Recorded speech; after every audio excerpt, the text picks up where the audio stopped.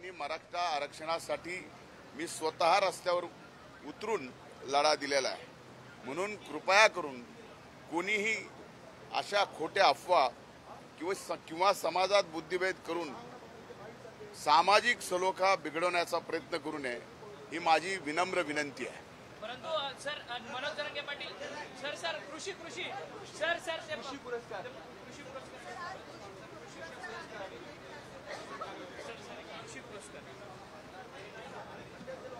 Sir दिल्लीमध्ये आज आपण जाणार आहात आणि केंद्राकडून कृषी पुरस्कार महाराष्ट्र राज्याला प्राप्त होतोय, काय?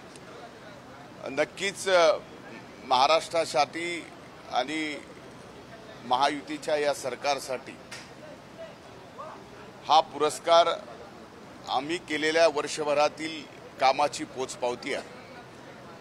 डॉक्टर स्वामीनाथन यांच्या फाउंडेशनने हा पुरस्कार या ठिकाणी देशातलं पहिलं कृषी राज्य म्हणून या ठिकाणी पारितोषिक मिळत आहे। वेगवेगळ्या कारणासाठी त्या ठिकाणी या राज्याची निवड करण्यात आलेली आहे। त्यात या राज्याने निर्णय घेतलेला हरित क्रांतीच्या संबंधात असेल, 1 रुपया पीक विम्याच्या योजनेमध्ये जवळजवळ आतापर्यंत 1,10,00,000 शेतकरी लाभार्थी निवडण्याच्या संदर्भात असेल, पहिले 3200 कोटी रुपये आणि आता 4,000 कोटी रुपये हे या ठिकाणी शेतकऱ्यांना जवळजवळ 7,200 कोटी रुपये 1 रुपयाच्या पीक विम्यामध्ये या ठिकाणी मिळणार आहेत। आणि ही अंतिम रक्कम नाही, आणखीनही पुढे काही 100 कोटी रुपये मिळणार आहेत। त्याचबरोबर PM किसान सन्मान योजनेमध्ये जे अभूतपूर्व काम या महाराष्ट्र सरकारने केलं, या 1 वर्षामध्ये जवळजवळ PM किसान सन्मान योजनेमध्ये राज्यातील 20 लाख शेतकरी लाभार्थी म्हणून नव्यानं या ठिकाणी PM किसान सन्मान योजनेमध्ये आपण आणले।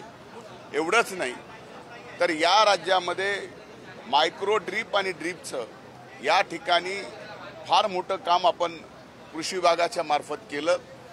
तसेच देशातलं पहिलं राज्य आहे की ज्या राज्यांनी nano fertiliser, nano urea, nano DAP याबाबत जवळजवळ 4 लाख शेतकऱ्यांना कृषी विभागानं आणि महाराष्ट्र सरकारने मोफत नॅनो युरिया देण्याचं कार्य हाती घेतलं।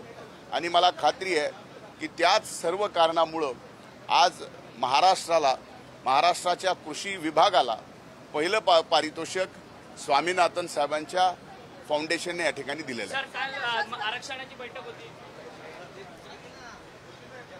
धनंजय मुंडे बोलत होते। खोट्या अफवा पसरवून तणाव निर्माण करण्याचा प्रयत्न केला असल्याचं मुंडे बोलताय, तर आरक्षणासाठी मी लढा दिलाय असा सुद्धा उल्लेख धनंजय मुंडेंनी केलेला आहे।